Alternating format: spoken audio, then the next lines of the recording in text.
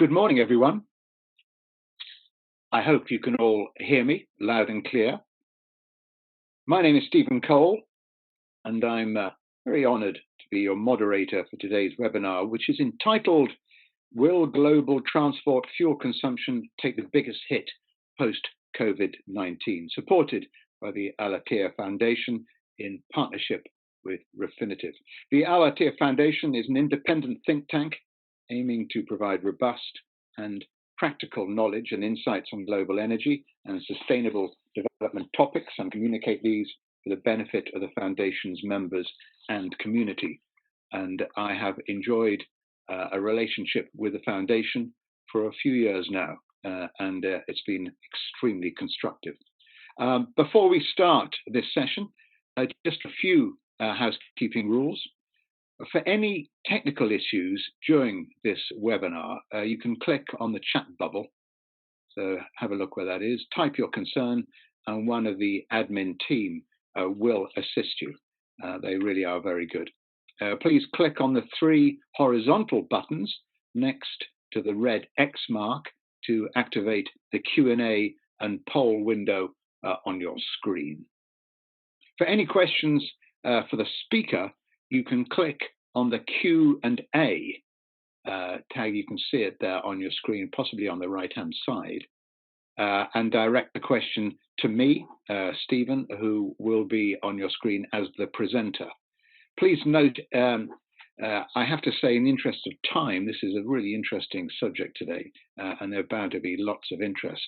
We may be unable to address all the questions with the speakers, but hopefully we'll get close to answering them as best we can. During this session, you'll be taking part in polling questions. They will appear on screen and they'll allow you just a few minutes to respond to the poll.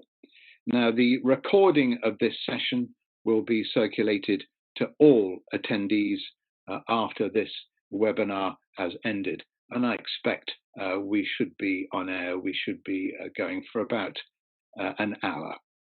So let's put all this into some kind of context, attempt to briefly give you a quick overview.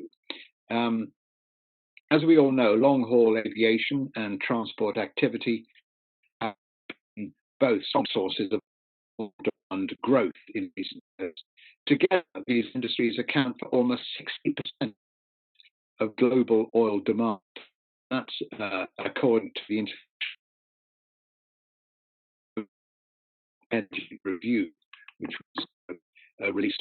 With air travel coming to a virtual staple, as much of the world went under lockdown, the demand for oil, as you might expect, plummeted by its steepest downturn on record, nearly 5% in the first quarter of 2020. By the end of March, global road transport activity was almost 50%, half below the 2019 average, and aviation 60% below, again, based on those statistics from the IEA. As countries resume some commercial and industrial business activities, and we can see those green shoots going already, I think, in parts of Europe and Asia, allowing consumers to travel, and some of the airlines anyway have started to ease restrictions. Demand for transport fuel, particularly gasoline and jet fuels, has slowly begun to increase. However, the lockdowns have led to an increase in remote working like this and video conferencing, a trend that may well continue post the virus crisis, and it'll certainly affect travel habits. At least that's my information from the aviation industry. And just an aside here, my show this week, The Agenda with Stephen Cole, just a plug for that, the whole half hour is dedicated to aviation. The landscape is also changing when it comes to air travel. Social distancing measures may increase the cost of flights, and long queues for mandatory thermal scans and COVID-19 swab tests are prolonging journeys, which may discourage people from air travel. passengers may not also want to spend a long time between flights.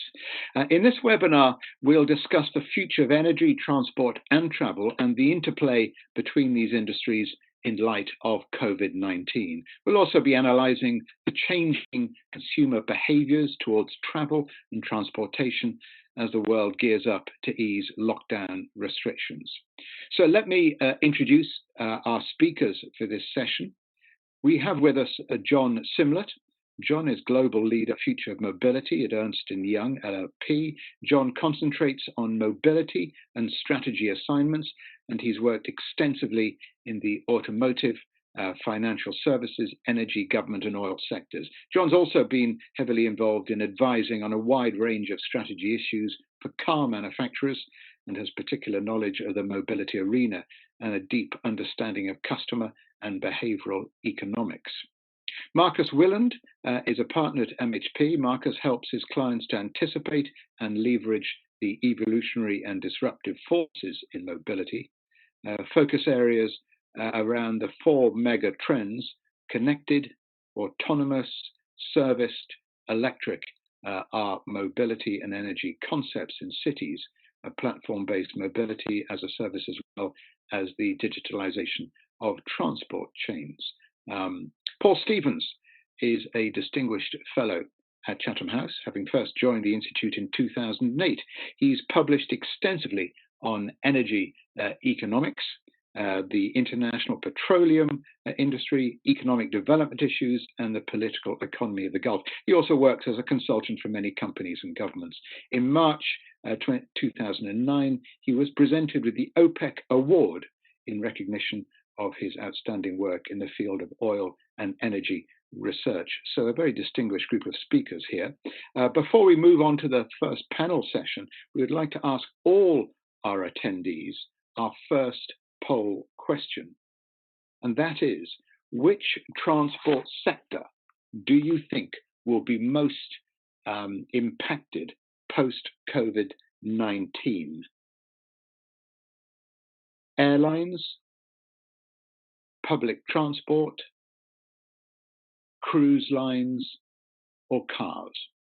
And you can click on one of those, and we'll see the results on the screen in just a few seconds, probably take about 15 seconds. I have to say that I was due to be on a cruise this month, going up to Scandinavia and ending in St. Petersburg. I was desperate to see the Hermitage. But unfortunately, those crucibles of the virus cruise ships have all stopped taking to the seas, but they certainly use a great deal of diesel. We're probably waiting. There you go. So if everybody can see that, I hope. Obviously, overwhelmingly, the answer is airlines. I'm just going to decline a call. Excuse me a second. 69%, and then 10%, 19% for cars, cruises for 19%, and cars 0%. Very interesting. Okay, well, tuck that away in your minds, but obviously airlines are the ones worst affected or hardest hit. Let's go to Paul, if I may. Professor Paul Stevens, for your opening remarks. Thank you, Stephen. Good morning to everybody. I hope you can hear me and see me. The pandemic to date has already had a huge impact on oil markets, and this is largely because of what's happened to the transport sector. As Stephen said, transport accounts for around 60% of all oil consumption globally. And this came into a market that was already oversupplied. The problems in the oil market stemmed from 2014, when the oversupply led to a collapse in oil prices. And then last year in December, the collapse of the OPEC Plus agreement meant that oil prices fell even further. Partially because of the lockdown, but also because of an impending recession. And this is an important point I'll come back to, because while the lockdown may go away, it's quite likely we're going to see a much longer and deeper recession. Now, for me in this situation, there are two key uncertainties, and I think it's worth bearing these in mind over the next hour or so. The first uncertainty is how long will the pandemic last? And this, of course, depends upon when an effective vaccine becomes available. And that is going to be a very important factor. Now, everybody's working very hard to get that vaccine, but these things don't come easily, and so that may be a problem. The second great uncertainty for me, it concerns behavioral change. The pandemic has led to significant behavioral change from consumers. Some of this has been voluntary, but a lot of it has been imposed by governments. And the question in my mind is, does this represent a blip? So that, after a year or so, after we've got the vaccine, after all the problems go away, people forget about it and everybody goes back to normal? Or is it likely to represent a major discontinuity? And people are already starting to look at the notion of discontinuity, particularly in the context of government intervention. The conventional wisdom over the last 10, 20 years has been loosely called the Washington Consensus, that you leave things to market and everything works well as the markets operate. But increasingly, we've seen in this pandemic that governments have decided markets are not sufficient and have intervened. And I think those two uncertainties, but particularly the last one, the blip versus discontinuity, are going to have a very significant impact on the way we think over the next hour and over the next decade, in fact. And at that point, I'll stop and hand back to Stephen.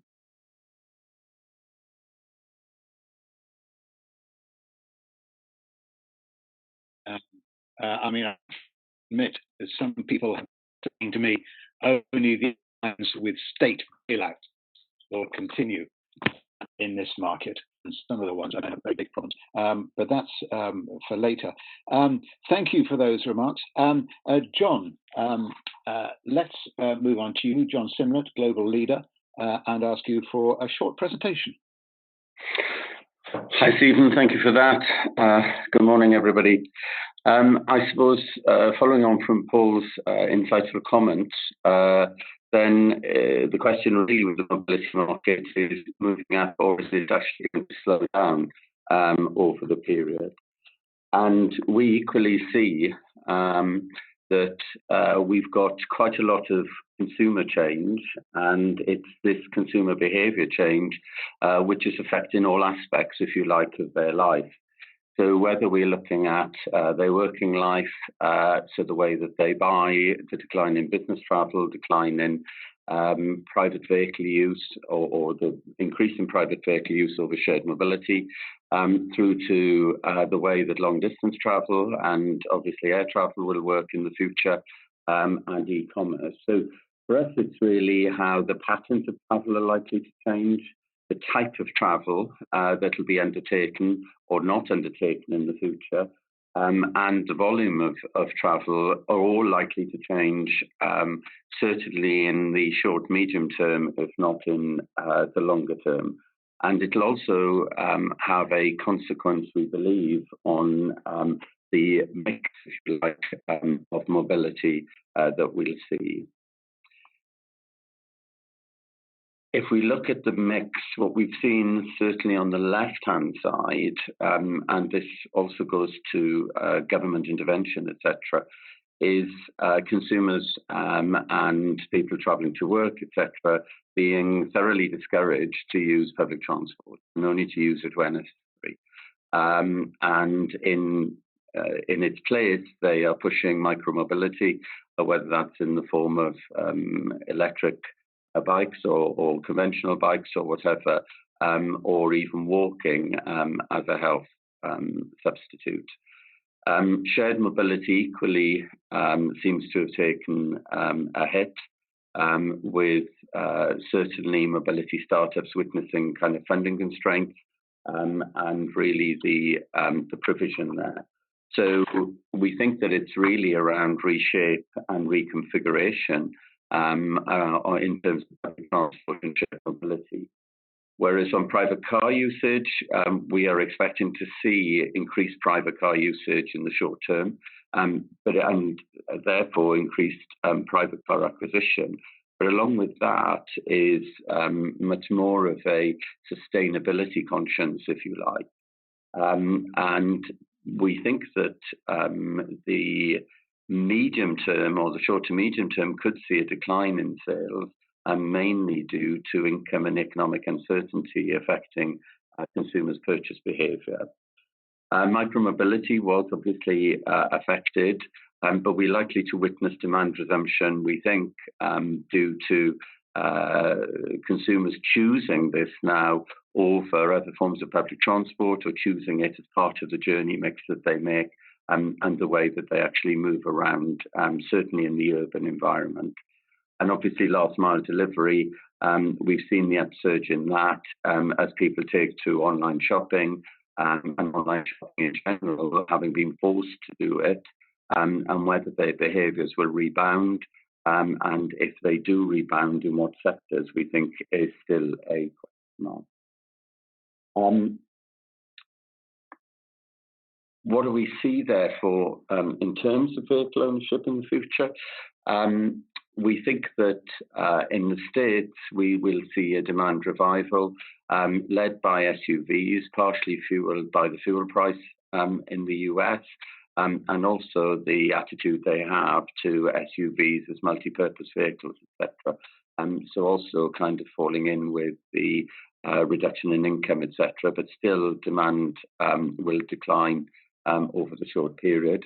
But EV growth is likely to be dampened due to the low oil prices in the US. In Europe, we think entry-level vehicles will witness an increased kind of market share as more people start to think about buying, and we're also looking at what consequences that may have for the used car market. But here we expect much more bounce back around EV sales, especially in terms of hybrid, as we have stricter emission norms, and point I'll come on to later is the way the government will try to incentivize consumer behaviour as they come out of the COVID crisis economically. China, we've got low vehicle penetration levels.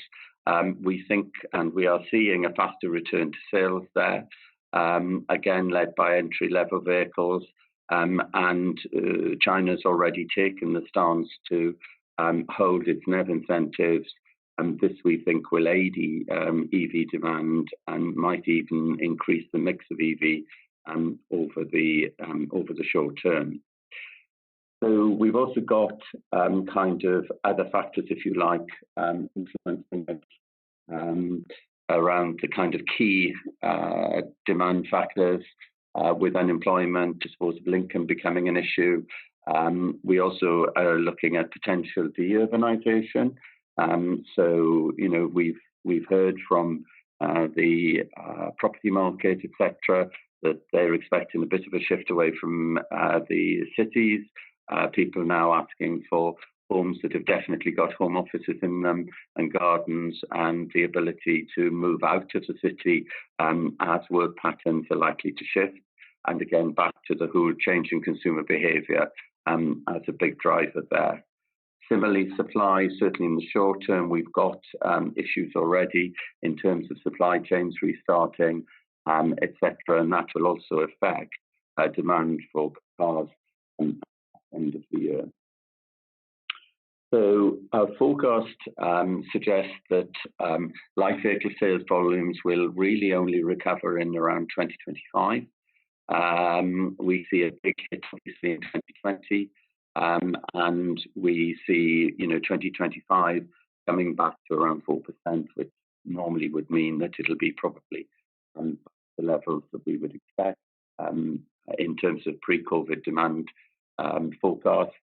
And we can also see that the the blips and changes are slightly different, dependent on whether we're looking at the EU or whether we're looking at the US, etc., or China, with it much flatter in the US. For EV uptake, so the mix in terms of fuel, then I think what we've been seeing is that the US is likely to take a bigger hit in terms of the mix in the short term, and it is going to be really relatively slow in terms of recovery, and we don't see it recovering fully by 2030 to the mix that was expected prior to COVID. And then in the EU, what we're looking at here is really a slight short-term hit, and potentially, the mix coming back quite strongly by 2025, and then on to 2030, relatively the same as we would have seen in previous forecasts. I think the other area that really we are considering is how the investment mix in new mobility is really severely dented. And equally, it's important to remember here that the investment is heavily invested in by markets other than the automotive market, so PE, VC, capital, etc. And what we see, in those markets is potentially they start to look at their portfolios and pushing performance in their portfolios, etc. What will be the investment and where we restart. Having said that, there's also the potential for more kind of transactional activity in the market and mergers and acquisitions.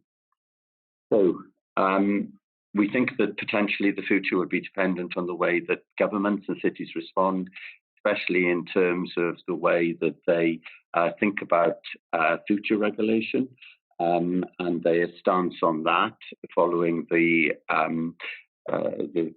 actions that they've had to take for COVID. We also feel that there could well be a move towards more sustainable mobility, capitalizing on some of the behavioral and attitudinal change that we've seen during the COVID lockdown period, and that, as they look to restart economies, whether the investments will also be coupled with sustainable. So we've seen in France already, the push into EVs as part of investment in the automotive sector going forward. We've also seen, more regulation, etc., around car access to cities. So Milan and other cities taking stances to also increase the availability of micromobility bikes and forms of transport that are much more sustainable. Anyway, I'll leave it there and hand you back to Stephen. John, thank you very much. Who'd have thought that there's going to be more private car usage only because people are more concerned about not travelling on public transport. Yeah. And so a big fall in mobility investment, which is interesting. And Marcus, we want to hand over to you now for a short presentation. Marcus Willen, partner at MHP. Over to you. Thanks, Stephen, for handing over, and thanks for those insights. So we take now a more bird view look at the whole mobility issue, and what we are currently busy investigating is how those case trends, which we have seen in the automotive industry, especially taking place, evolve, and how other externalities influence the mobility business. So what we observe currently is that those trends we were being busy with in the past 5 to 10 years around connected mobility, autonomous driving, shared and service mobility, as well as electrified mobility, seem to slow down and also seem to kind of slow down the innovation speed. If you look, for example, in investments in autonomous driving, which by definition will be in most cases electrical as well, Most OEMs have slowed down their investments. On the other hand, for example, Waymo in the US have collected further capital to invest in this technology. So there seems to be a shift from the classical OEMs to digital companies as innovations are concerned. And if you look at the externalities currently being present in the market, it's not only our black swan, Covid-19, which we have currently. We see also other forces again speeding up the disruption in the mobility marketplace. May it be regulation, may it be the white generation and Greta Thunberg, may it be digitalization, the governments, mostly the populistic or environmental issues, referring to the Paris Climate Accord. There are lots of externalities which are not to influence by classical OEMs, but which have a severe impact on how our industry will evolve in the future. And what we currently observe is that those externalities force disruptive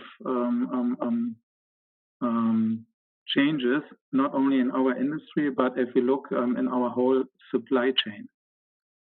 So what you can see on the left-hand side is that the supply chain of the classical car manufacturer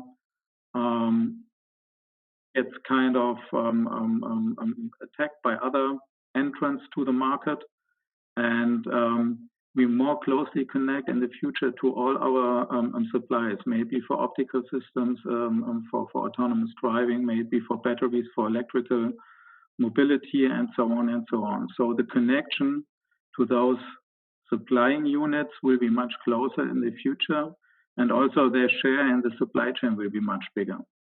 And electric mobility will be one of the major themes in that area.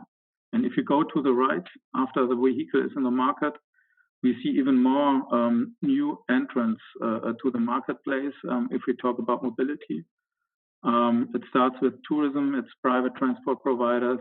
We heard from John how those scooter suppliers and car sharing suppliers and so on enter the market. But we also see logistics industry. If you go to the US, Walmart and Co. are developing own electric vehicles, even autonomous vehicles, so they try to get their share of the market as well. What is common to all of the entrants is to the market that they try to enter the market by digital means. And what we see is that in the future, the mobility consumer, may it be for B2C or B2B purposes, moves to the center. So all mobility transactions will go across a mobility consumer and not more be dominated by the vehicle itself, which was mostly the case in the past. And as mobility shifts from driving a car with combustion engine to electric mobility, also energy transactions become a part of every mobility consumption. And the main theme for especially the big digital players which try to invade these markets, and that's on the US side, you can see Waymo entering the market, car sharing, ride pooling providers like Uber and Lyft entering the market with their huge digital platforms with millions and hundreds of millions of users on them. They want to take those transactions and to earn the money with the transactions made via those platforms. And energy is a central part for them. If you see the Tesla story, Tesla or Elon Musk itself says his main concern is about energy, not about producing cars. That he's producing cars comes by a kind of coincidence. He sees himself as a major player in the energy sector in the future, and he understood that every business in the future is made via digital transactions, and that's why a Tesla is built like a Tesla is built currently. And the classical OEMs follow up on that, but the future business models will be dominated by the energy theme and by digital transactions. And same is true if you go to China, if you see what Didi, for example, is doing, and they're building huge platforms as well with hundreds of millions of users being busy on them. And they have the customer touch point, and they will challenge the traditional industries, and they will kind of influence how this market evolves in the future. And that brings me to the final conclusion. That was one too far. What does it mean for the energy market in itself? And there's no simple answer to that. I did some research investigation, but we have too many dimensions to grasp this energy issue in total and to give exact figures currently or to make precise predictions. First of all, we have huge differences by region. John was already stating this. The North American market differs from the European market, differs from the Asian market. So we will see different consuming patterns in those markets. We will see different regulations, and we will see different paths of recovery from the COVID crisis in all those areas. Secondly, the energy source still is a huge topic. Will it be fossil fuels? Will it be battery electric, or will it be H2 electric? So, and that again differs from region to region. The customer itself will play a significant role. Will he stay remote for work? Will he use shared mobility in the future, or will he be part of the Fridays for Future movements and everything around that, and be more CO2 conscious in his whole behavior? We don't know yet. And we don't know the effects that COVID will have on that, but we see a strong dynamic there as well. Then what we at MHP especially do is we differentiate the purpose of mobility. We think a big differentiator will be whether I think about commuting, about leisure mobility, about logistics, or touristic mobility. For example, if it comes to commuting, what we see is that, for example, industry players in Germany try to become carbon neutral by also pulling down the emissions of the commuting activities of their own employees. So they try to foster that their employees come to work by bike or use electric vehicles, for example. That's a new dynamic for us. This whole commuting issue may also impact which type of mobility will be used in the future. Then John already pointed out the modal mix will change, and again this varies from region to region. And the new industries entering the mobility marketplace will play a role in those dynamics, how the energy mix in the end will turn out. So you see lots of points to discuss, lots of dynamics going on. So we have a multi-dimensional topic here, and I'm eager to learn in the upcoming discussion what we are thinking about that. So back to Stephen. Thanks. Thank you very much, Marcus, and to John and to Paul. I think, Marcus, what links all those markets and all those regions is the need for more smart cities and for the digital and energy infrastructures to really get online. But no doubt we can talk about that a bit later. In the meantime, what trends can we expect to see in the transport industry in the coming months? This is the next poll question. So there you are. More layoffs and salary reductions to offset financial losses, acquisitions of promising young startups, investments in a contactless technology or in contactless technologies. So if you can answer that with A, B, or C, and we will see the results of what you have to say in a few seconds. Just while we wait for the results of that second poll, I'll be engaging in a dialogue with all three speakers. And if you have any questions for them, there they are. John Simlett, Marcus Willand, and Professor Paul Stevens. Send your questions onto the Q&A section, and I will try and address it with the speakers, certainly if not now, then after the panel session. So we're just a few more seconds. And what I'll be doing is going, when we find the result of that, There you are, the trends. Well, more layoffs is the clear winner, and salary reduction to offset financial losses. Well, the loss of GDP, global GDP, I estimated with the World Bank to be $8 trillion. But that's just an estimate. I mean, these are just statistics, but there is huge amounts of debt, and that is very likely the more layoffs. 18% acquisitions of promising young startups. Well, comes a crisis, comes an opportunity. This is a good time for young entrepreneurs. Investments in contactless technologies, 20%. I think that's a really good, very interesting. Let's go to our first discussion point and ask, to what extent has demand fallen for transport fuel? And let's go to Paul for that one. Obviously, there's been a dramatic fall in the demand for transport fuel, particularly for jet fuel, because of what's happened to air travel. There is, however, a problem here. For those of you familiar with the oil industry know that one of the big problems is that the data are absolutely awful. They're late in coming, they're constantly being revised.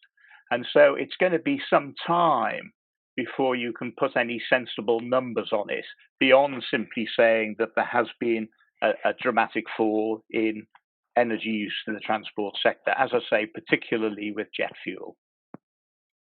As a cynical journalist, I can believe that, Paul. But my belief, like some others, is there are lies, damn lies, and statistics. Precisely. This is the big problem, and this is true also, by the way, not just of the energy data, but also the macroeconomic data as well. And a lot of it is generated by econometric models, or generated from econometric models. And given the magnitude of this discontinuity, the results of those are also going to be very unreliable as well. Okay. John, do you want to come in on this one? Well, it's very much, as Paul says, really. We've obviously seen, and kind of pump prices here in the UK are probably at the lowest they've been, which is reflecting the kind of current demand. And I think that, despite the fact that the going to work will be more done in private car, a large chunk of the working population won't be taking any form of transport, as they will be working from home far more. So that will obviously have consequential effects on fuel. I want to go to Marcus now. Just checking, Marcus, you're there? Marcus? Yeah, excellent. All right, thank you, Marcus. We talk a lot about electrical implementations for mobility solutions, and also the big question about improving batteries and how to make them smaller, of course. And how will the electricity of the future be generated? Will it be a mix of fuels with all the local solutions?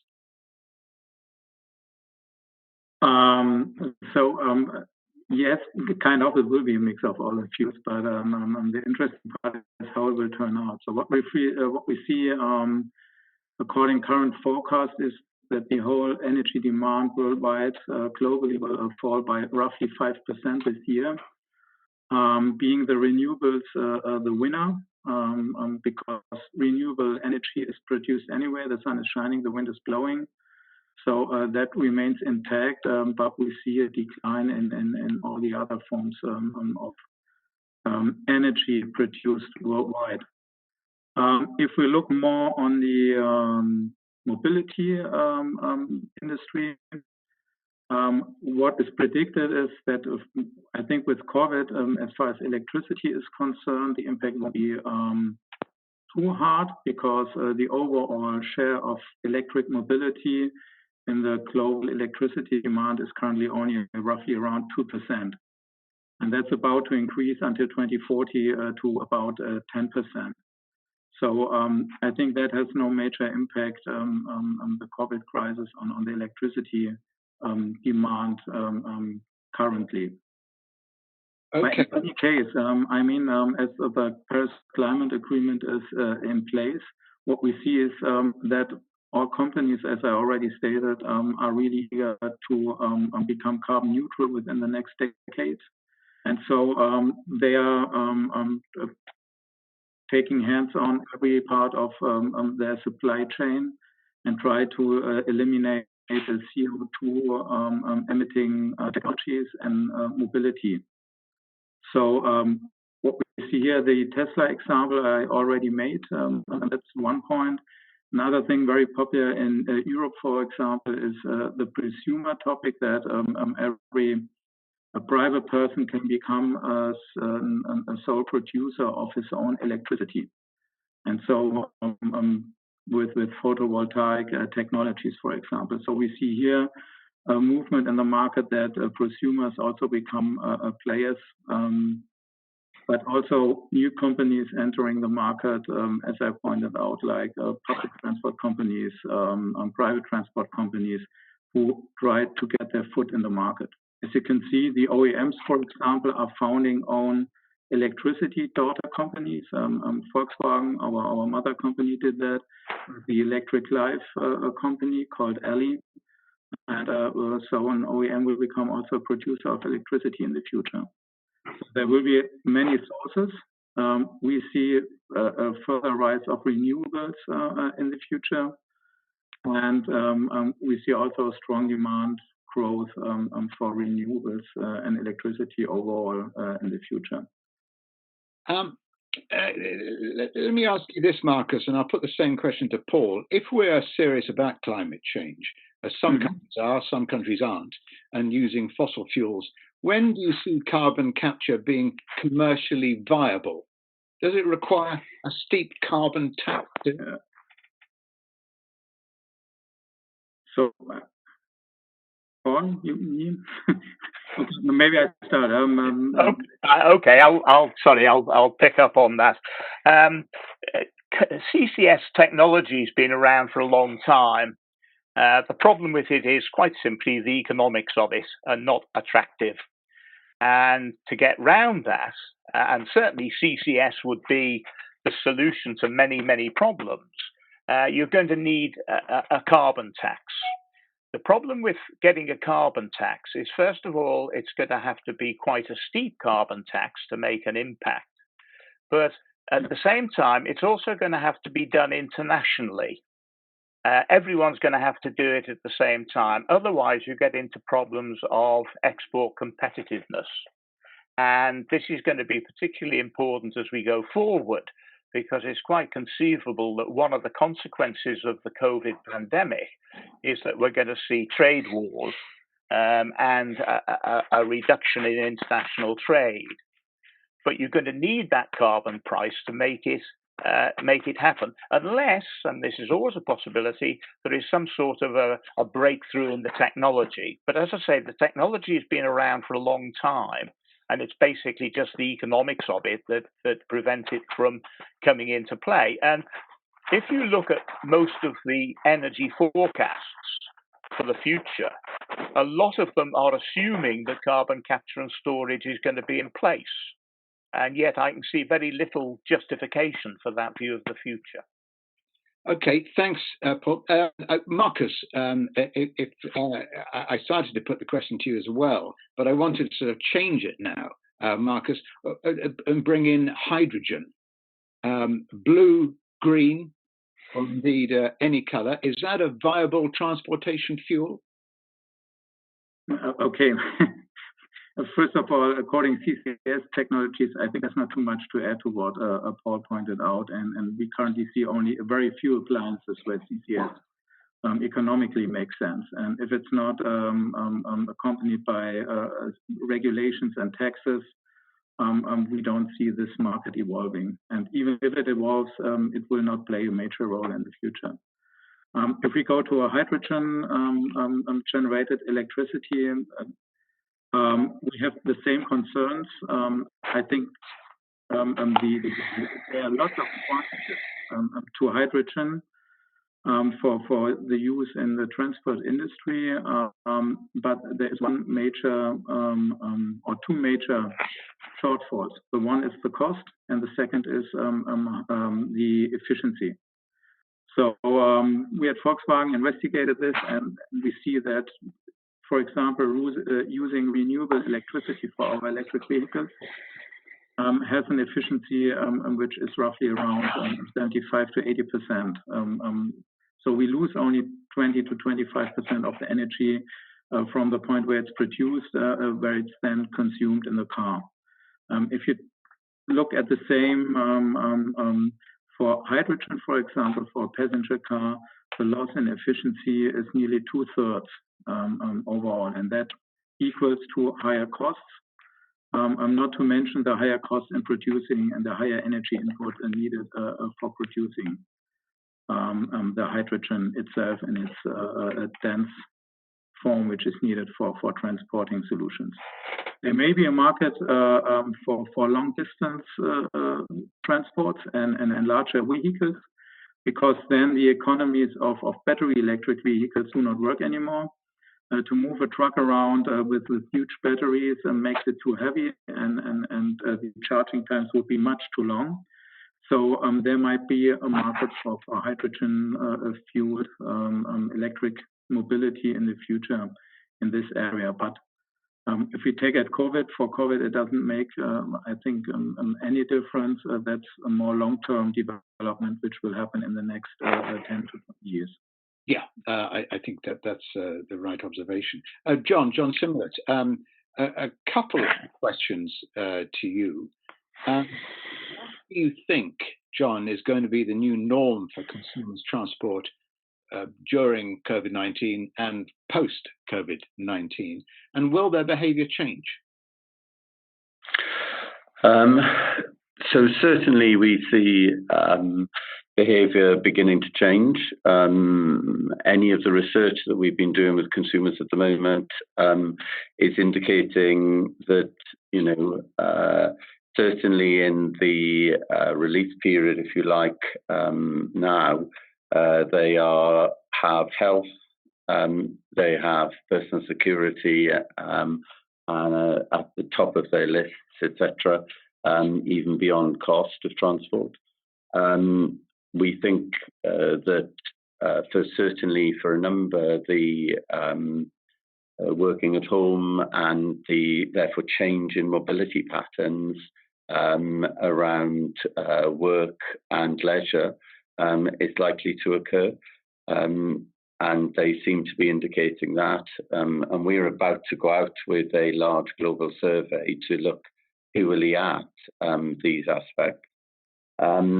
I think what we're also seeing is from some of the early research that we've done that the younger generations, it's more reinforcing, digital behaviours, and it's equally changing, if you like, some of their patterns of mobility.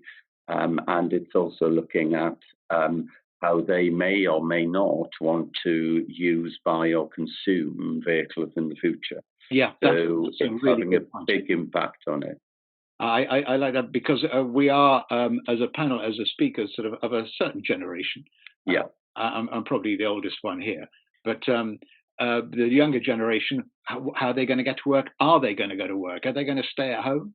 Are they going to have a car? Are they going to use a tube or a bus or a tram? It's very interesting. But I also think that, as Paul pointed out earlier, it is quite confused at the moment, because equally the kind of move to startups and to kind of portfolio careers, etc., that's also caused kind of a rethink as to whether or not they want that in the future, or is there security in the larger corporation around financial goods and the family security. So the balance is there. I think the consumers are working, and the working population, they're working their way through it, and it's a very complicated set of choices for them at the moment. And we all know that, when they have complicated choices, decisions are either postponed, or if they are made, are often not made terribly well. and more often than not, they're made for purely economic reasons. Yeah. So, what do you think, Paul? Will people go back to using public transport? Will they get into a car, or will they all stay at home? I think a lot depends upon how soon an effective vaccine emerges. I think this is absolutely crucial because once I don't think it's going to be here for at least 18 months, 2 years. I think that's probably optimistic. I don't know. I mean, this is a scientific, technical issue. Are people going to go back to, even if there is a vaccine, will people go back to their old working practices? And everyone's saying, well, in future, we can all have these sorts of teleconferences. And while they work quite well, I don't think they're going to, if there is choice, I don't think they will take over from people actually going and physically getting together. I like flying business class. I like eating exotic food. And you can't do that if you're going to do everything by electrical sort of means. But it is an important question is to what extent are we seeing a blip in behavior and to what extent are we seeing a discontinuity that will continue? And it's far too early to make a judgment on that. Okay. So when we held that poll at the beginning, aviation was obviously the clear loser. Do you, Paul, expect to see, quote, a significant drop in demand for diesel and jet fuels, even though, as you say, the duration extent of the decline is as unpredictable as the duration of the virus? Yeah, it depends very much upon what happens to airlines, for example. I mean, how many airlines are going to survive what's happening at the moment? And so that sort of uncertainty means that it's unlikely we're going to see a return to normal. And what about China? China seems to be coming out of economic problems ahead of the rest of the world. It's recovering faster. Do you expect an increase in consumption there? Well, I think you need to be a bit careful here because, of course, China's energy consumption was very much driven by its economic progress, and the economic progress was very much driven by its export strategies and its ability to export large amounts of goods. Now, the problem is, if we're going to move into a global international recession aggravated by trade wars, then it's going to make it difficult for China to sort of recover the sort of economic growth that it has experienced over the last 10 years. And so I'm not convinced that we're going to start seeing an increase in, a return to increasing energy demand as we go forward. And of course, with social distancing and maybe health and safety telling us not to fly, then global aviation is going to be hit hard, as are conferences. And so your chance of eating a big business class dinner, Paul, are going to become increasingly limited. It's diminishing rapidly as we speak, yes. Can I ask, just to go off piste for a second, do any of you have an electric vehicle or use a bicycle to get to and from work? No. I've got a hybrid vehicle. Yeah, I've got a hybrid as well. Yes. So two hybrids out of three, Marcus? Yes. Also. Apart from a Porsche. So I'm waiting for my Porsche Taycan, to be honest. But as it's quite new and our customers come first, I have to wait for a few more months. But then I'll be electric as well. Ignorance. Is that a hybrid? Is that electric? What is it? No, that's fully electric. The new Taycan is fully electric. Yeah. Excellent. Oh, well, that's a start. Now, we see the annual North-South Australia Solar Car Race. When are we going to see solar panels on cars, gentlemen?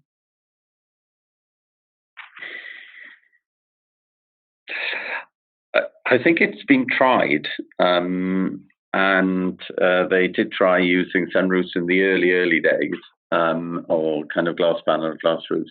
I don't think it was producing enough really to do much for the weight that it was likely to carry. So, okay. So not from that, no view. Is the real solution to energy usage increased energy efficiency? when we see the 1,000 miles per gallon car with carbon capture catalyst converter? Marcus?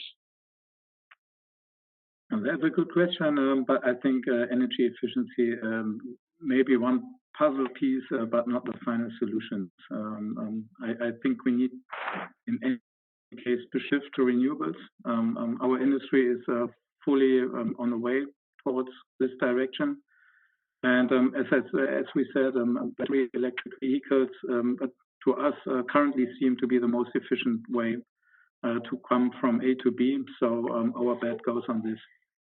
I agree very much with Marcus, but I would add that the scope for improving energy efficiency is absolutely huge, especially if you do it on a global, or you think about it in global terms. There is a great scope there to improve energy efficiency. I want to put a question from some of our attendees, beginning with this one. Recognizing remote working trends being encouraged by such as CEO Jack Dawson, does the panel see the likelihood of companies abandoning stroke downsizing their prestigious city centre offices, hitting real estate prices and city dwellings? So those expensive offices, are they on their way out? Definitely. Yeah. Yes. My take would be yes. Because it's a cost factor. Yeah. I mean, what every company sees now in the COVID crisis is they lose business, and on the other hand, they save money by not having no travel costs. And I think that will have a lasting effect on Okay, work. so it's and a win-win, except for they can save money. It's very much downsizing, I think, and change of purpose for offices. So you'll see it much more for Paul's kind of meetings, etc., which are the ones that people will want to have in the future. They'll still want those in kind of central locations, prestigious, etc., along with, you know, the attendant socializing. But the size of offices to have, you know, the same number of employees in there at the same time, we will see a reduction in that. All right, thank you all. Now, I've got one more question, but I think to be honest, it's such a good question. It's going to take quite a long time to answer. So I'm going to move on because I want to go to our last question, which is quite straightforward, a poll question. Do you think the transport sector will ever return to pre-COVID-19 levels in terms of demand? And there's a question. It's very straightforward. It's a big one. And you'll have to all look very deeply into your crystal balls to come up with an answer and use all your expertise. My sort of uneducated guess is no, but that's totally uneducated, and it's just based entirely on instinct and my own common sense, which is probably doubtful because you see the value of my portfolio, which has sunk by about 80% COVID-19, sadly. But anyway, there's a question. Do you think the transport sector will ever return to pre-COVID-19 levels in terms of demand? While that's being answered, do any of you have an answer for that? But my instinct has been to say no. But of course, it depends what time frame you're thinking of, because if we're going forward 10, 20 years, then just think of the potential changes in technology which may affect this. I mean, you're sort of getting into sort of beam me up Scotty time in terms of transportation. Well, just so you see, I was completely wrong, not for the first time. The answer is 60% saying yes. Our attendees think the transport sector will return to pre-COVID-19 levels. 60%, and only no is 33%. So you know that if I ever suggest a horse in a race, never to accept my advice. But I'm surprised by that. That shows great optimism, perhaps. Paul, do you think that reflects the true or is accurate? Again, it depends upon what time frame you're talking about. Well, we don't know. That's the sad thing is we don't know. The scientists don't know, the politicians don't know, the economists don't know. I'm going to move on because we're running out of time. This virus continues to spread at a staggering pace. As I said, the global economy is estimated to contract by at least $8 trillion this year. In the US, the cancellation of flights to and from China is cutting into jet fuel consumption. Cancellation of conferences, award ceremonies will only increase as people try to avoid those large gatherings. With dozens more countries still enforcing full or part lockdowns, a wide range of indicators are showing how transport use, city demand, and industrial activity are all being cut. There is one positive green note, is that emission cuts this year are likely to fall, which is good news. Thank you very much to John Simlett, Marcus Willand, and Professor Paul Stevens. Thank you everyone for attending this webinar series on the effects of COVID-19 on global transport fuel consumption. Please note we have 2 upcoming webinars run by Refinitiv and supported by the Al-Attiyah Foundation, and we look forward to welcoming you again at these webinars. From me, Stephen Cole, goodbye and thank you.